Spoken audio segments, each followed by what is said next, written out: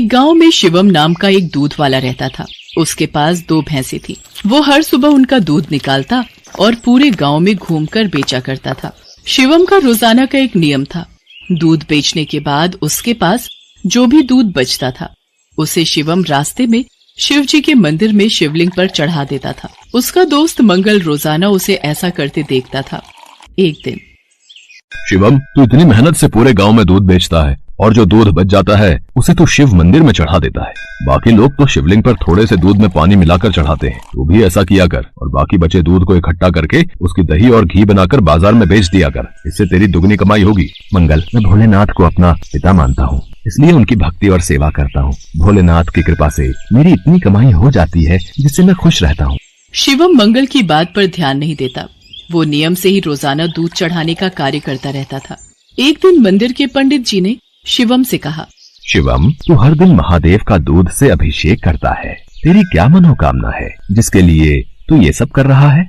पंडित जी, मुझे भोलेनाथ से कुछ नहीं चाहिए। मैंने कई बार कुछ लोगों को दूध में पानी मिलाकर चढ़ाते देखा तो मुझे लगा भोलेनाथ पानी मिला दूध पीकर कमजोर न हो जाए, इसलिए मैं उनको दूध चढ़ा देता हूँ।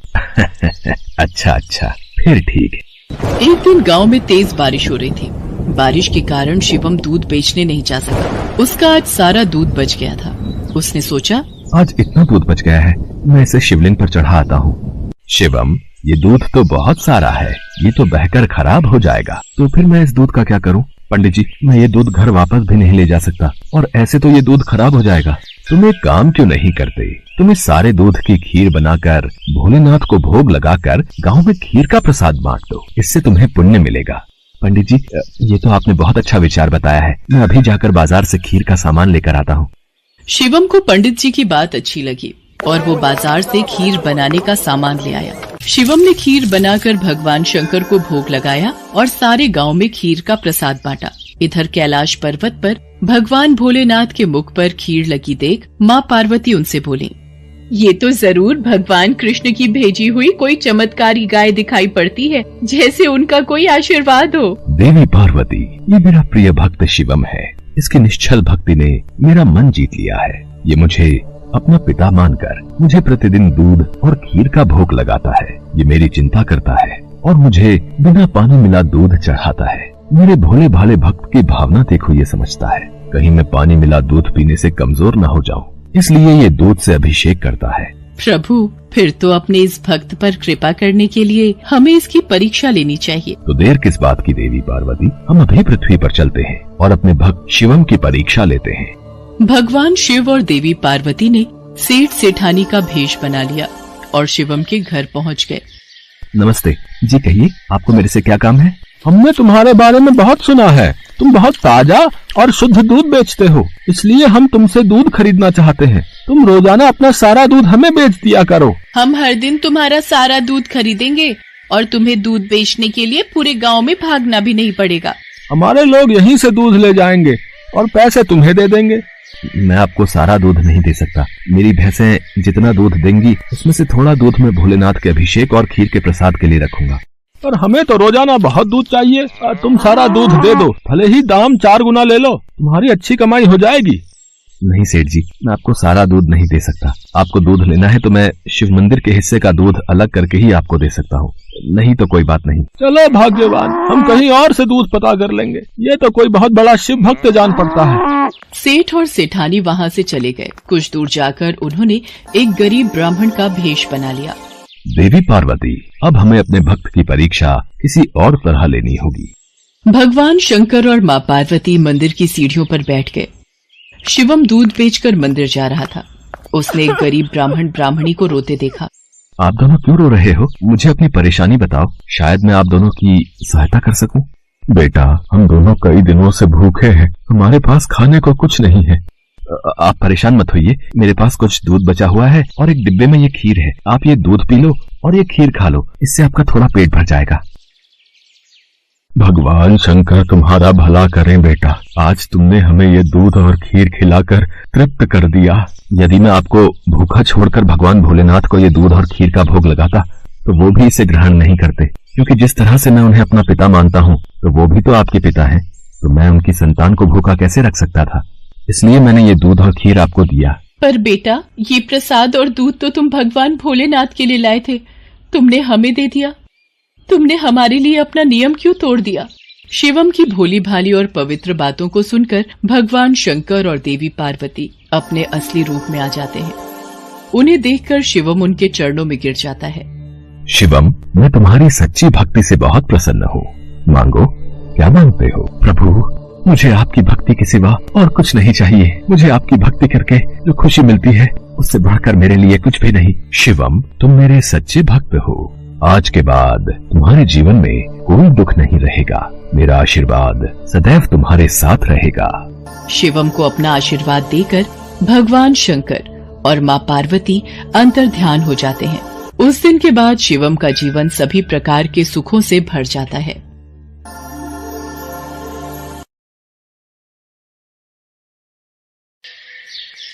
देवी दुर्गा ने दैत्यों के संहार के लिए कई अवतार लिए हैं।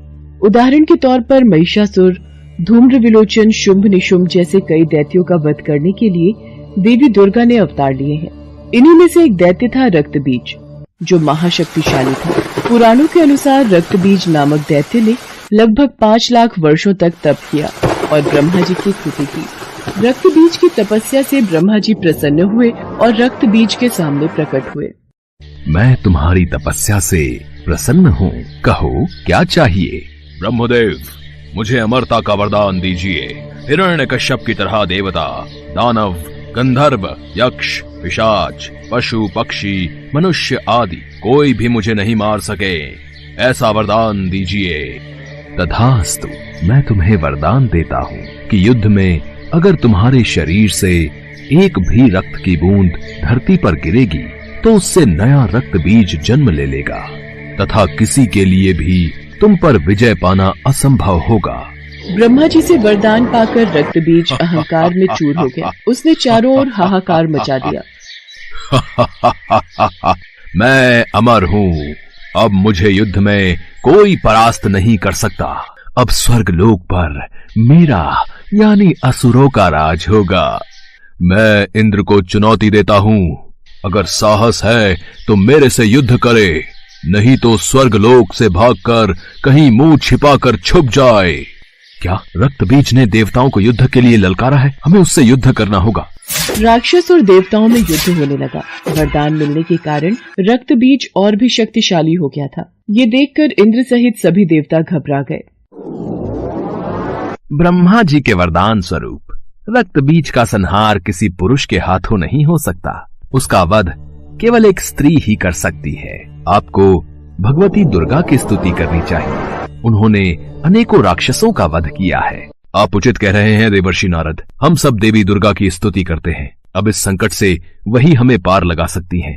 और सभी देवता देवी दुर्गा का ध्यान करते हैं और देवी दुर्गा वहाँ प्रकट होती है। देवी भगवती, हमें रक्तबीज नामक राक्षस से मुक्ति केवल आप ही दिला सकती हैं। हमारी सहायता कीजिए माँ। आप सभी निश्चिंत रहिए, रक्तबीज नामक दैत्य का संहार अवश्य होगा।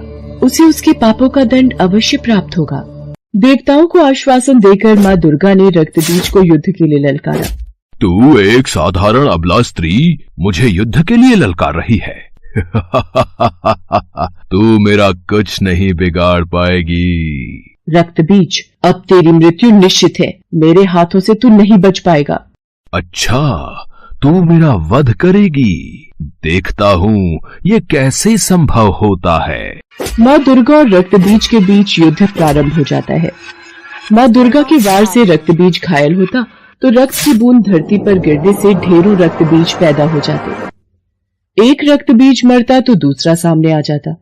माँ दुर्गा उसके अंग काटती तो धरती पर रक्त की बूंदें गिरकर फिर से रक्तबीज सामने आ जाता।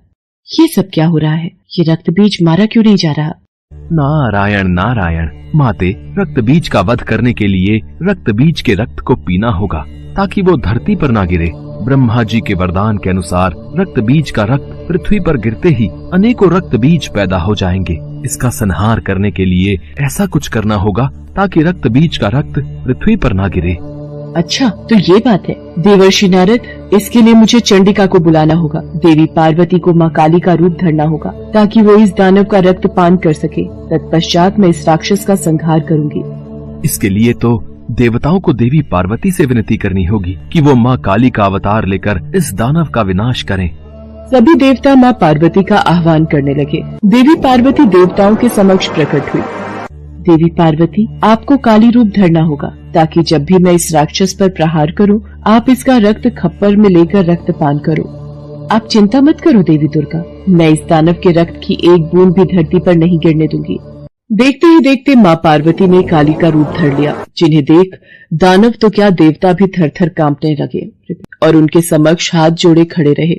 माँ काली ने दैत्यों का गिरता रक्त पीना शुरू कर दिया। इससे नया दैत्य उत्पन्न नहीं हो रहा था। माँ काली ने अपना मुंह विकराल कर लिया। उन्होंने कई राक्षसों को निगल लिया। माँ काली का क्रोध बढ़ता ही जा रहा था। सब दैत्य मारे जा चुके थे, केवल रक्त बीज का वध होना ही बाकी था। देवी दुर्गा की जय, देवी काली की जय। हे कालिके, रक्त बीज का वध तभी होगा जब इसके शरीर का सारा रक्त बाहर निकल जाएगा। आपको रक्त बीज के रक्त का रक्तपान करना होगा और ध्यान रहे कि रक्त बीज के रक्त की एक बूंद भी धरती पर न गिरने पाए। ऐसा ही होगा देवी दुर्गा।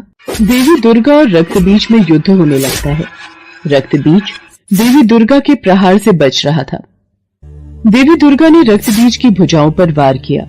माँ काली ने रक्त को खप्पर में ले लिया और रक्तपान किया।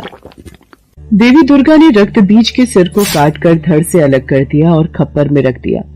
माँ काली ने सारा रक्त पी लिया। हे कालिके, आपकी मुंडमाला के लिए मैं रक्त बीज का ये मुंड आपको भेंट करती हूँ। मुझे रक्त चाहिए, मुझे दानवों के मुंड चाहिए, मुझे रक्त दो, मुझे दानवों के मुंड दो।